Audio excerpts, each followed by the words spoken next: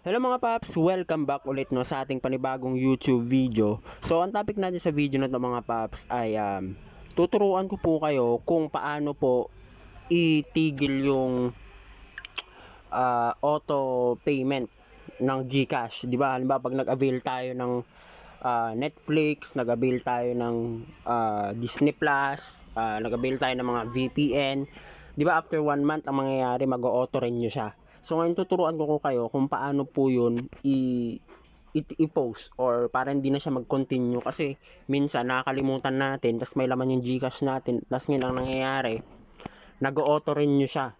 So kahit sa NBA app, okay? So at kahit ano pang mga application na required yung Play Store using GCash. So ngayon or kahit hindi GCash siguro to, kahit anong payment method, ituturo ko po sa inyo kung paano po 'yun i-cancel para hindi na po siya mag-auto renew. So halimbawa nag-avail ka ng Netflix tapos mag-expire na siya bukas or after kinabukasan, ang gawin mo lang para di na siya mag-auto renew, punta ka lang dito sa Play Store. So i-click natin tong Play Store, no. Papakita ko sa inyo kung paano na po 'yun itigil para hindi na po siya magtuloy-tuloy na mag-charge ulit sa GCash nyo, kasi kung ayaw nyo tas nag-auto renew, so hindi natin alam, depende yun kung magkano, kung 300, 150, ganun. So ngayon ang gagawin natin, open natin yung Play Store, ipopost. Sa case ko ngayon, naka-avail ako ng VPN, okay, meron akong paid VPN ngayon. So ang gagawin ko, ipakita ko lang sa inyo kung paano po siya pero paano itigil yung auto renew niya. Pero hindi ko pa siya gagawin yun, pero ipapakita ko lang yung proseso kasi matagal pa naman bago ma-expired yung aking VPN. So click natin tong logo nyo. Make sure na may account kayo sa Play Store and naka-sign in. So click natin tong logo nyo, tapos punta lang kayo dito sa payment and subscription. Click nyo yan at make sure ang pupuntahan nyo ay itong subscriptions. Okay?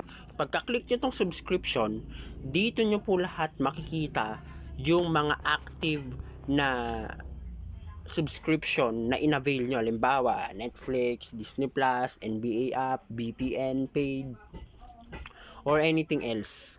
Okay? Na ginagamit nyo na binabayaran through Play Store or through GCash. So ayun, kung nakita nyo rito, meron akong active ngayon na VPN. Ako hindi ko pa naman ito ipopost kasi matagal pa naman ang expiration nito sa Feb 28 pa. So ika-cancel ko na to sa Feb 27 para pagdating ng Feb 28 hindi na siya mag-auto renew. So pero paano ba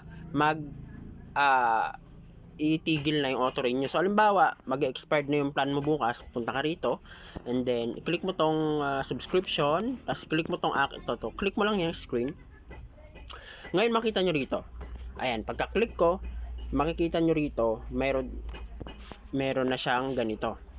So 49 pesos a month yung binabayaran ko dito sa VPN na to, and then ito yung primary method ko, it's GCash. Tapos backup payment wala, okay lang naman. So yan. Ngayon dito may dalawang option. Okay? Cancel subscription and post payment. So pag ipo-post niyo yung payments, yun na, matitigil na yung auto renew niya. Pero sa cancel subscription, pagka-cancel mo yan, mawawala na rin yung subscription mo. Pero pag post payment, magpo-post na siya yung auto renew. Pero alam niyo pinakasigurado rito, halimbawa mag-expired na bukas yung plan nyo sa kunwari Netflix, tas ayaw mo na renew. So gawin mo, i-post mo na and then kinabukasan i-cancel subscription mo na rin para sigurado, or gusto mo isabay na tong dalawa para siguradong hindi na siya mag-auto renew. Okay?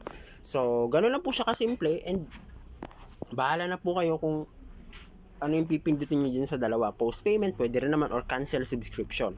Pero make sure na pag gagawin nyo to 1 day before na mag-expired na po yung subscription nyo. Okay?